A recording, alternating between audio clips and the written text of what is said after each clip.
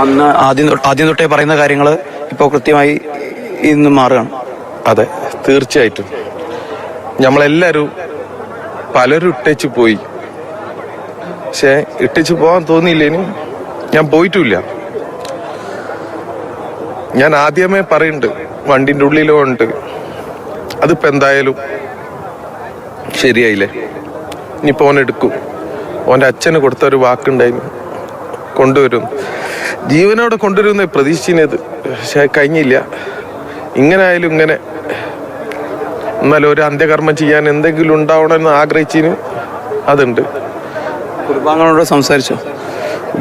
വിളിക്കാനുള്ള ഒരു ധൈര്യമില്ല. അറിയിച്ചിക്കണേ, എല്ലാം അറിയിച്ചിക്കണേ, കിട്ടിയത് അറിയിച്ചിക്കണേ. അവരും വാർത്തയിലൂടെ ടിവിയിലൂടെ അറിയുന്നുണ്ടാവില്ലേ? തീർച്ചയായിട്ടും അറിയുണ്ടാവും.